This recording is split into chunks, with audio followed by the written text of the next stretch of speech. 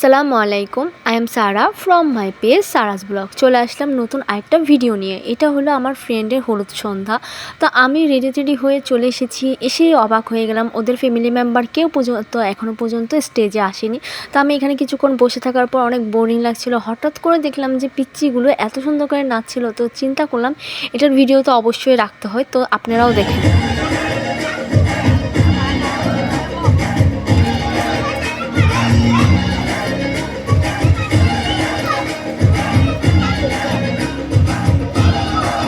আমি কিছুক্ষণ ওর স্টেজের ওখানে ছিলাম, ছবি তুললাম, তারপরে চলে গেলাম ওর খালামণি বাসায়। ওখানে গিয়ে দেখলাম ওর খালামণি, খালতো বোন, বোনজিরা কেউ রেডি হয় না, সবাই আস্তে আস্তে রেডি হচ্ছিল।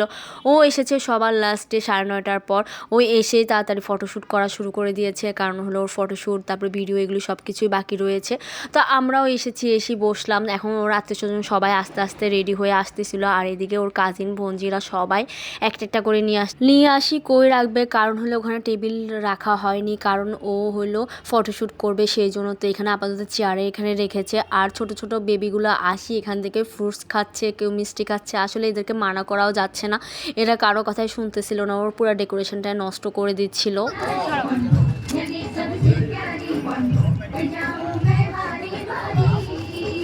এই দেখো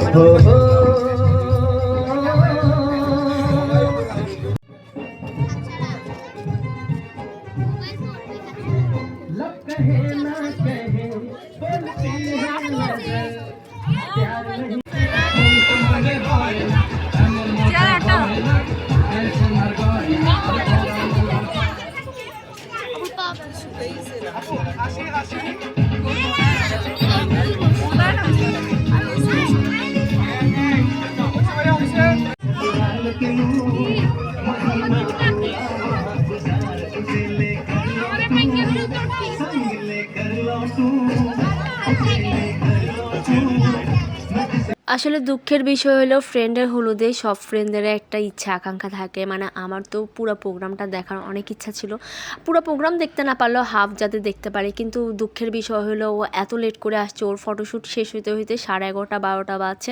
তারপরে গিয়ে ও কেক কাটছে, তারপরে গিয়ে ও হলো মানে প্রত্যেকটা প্রোগ্রাম করেছে। মানে নাচের প্রোগ্রামগুলো কত শখ ছিল নাচের প্রোগ্রামগুলো দেখবো, কিন্তু দুঃখের বিষয়ে দেখা হলো না। আমি 10:30টার পরে বাসায় চলে গেছি, কারণ হলো এরপর দিন আমার অফিস ছিল। আর তারপরে হলো আমার হলো এত লেট করে বাসায় যাওয়াটা পসিবল ছিল না, কারণ আমি কিভাবে কার সাথে যাব। আর ওদের বাসায় থাকি যাওয়ার কোনো মানে পসিবিলিটিও ছিল না যে ওদের বাসায় থাকতে পারতাম, কিন্তু বাট আমার হলো এরপর দিন অফিস ছিল, কারণ হলো ও ছুটি নিছে, বাট আমিও তো ছুটি নিতে পারবো না। পরপর দুজন যদি চলে যায় তাহলে তো সমস্যা।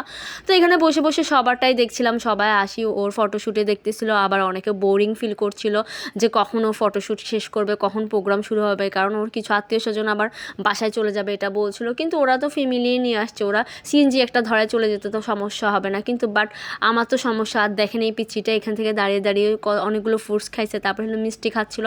এরপরে হলো আমরা ছাদের এই সাইডে গেলাম, এখানে হলো আতশবাজি ফুটাচ্ছিল, তো এটা দেখছিলাম আর ভালোই লাগছিল। এরপরে হলো ওকে আবার এন্ট্রি করাবে, এখানে দাঁড়িয়ে আমরা এন্ট্রি করি, কিন্তু এখানে এত অন্ধকার ছিল যার কারণে আমি কোনো শ্যুট নিতে পারিনি।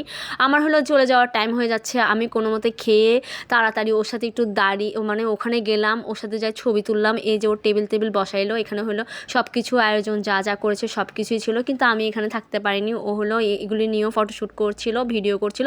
ওর সাথে লাস্ট বিদায় নিয়ে আমি এখন বাসায় চলে যাব, কারণ আমার সময় শেষ হয়ে যাচ্ছে। আর সেদিন ছিল হলো ওর হলুদ ছিল হলো শুক্রবারে, বিয়ে হলো শনিবারে ছিল। শনিবারে আমার অফিসও ছিল, যার কারণে আমার থাকা সম্ভব ছিল না। আমার একটা কলিগ থাকলে তাও কিছুক্ষণ থেকে আমি একটু প্রোগ্রামটা দেখতে পারতাম, কিন্তু ফুল প্রোগ্রাম দেখা তো সম্ভব ছিল না। ওর ফুল প্রোগ্রাম শেষ হচ্ছে 2টার পর।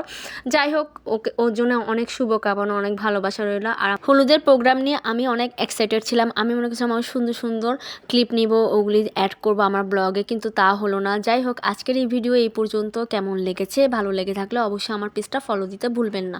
Thanks for watching. আল্লাহ হাফিজ সবাইকে।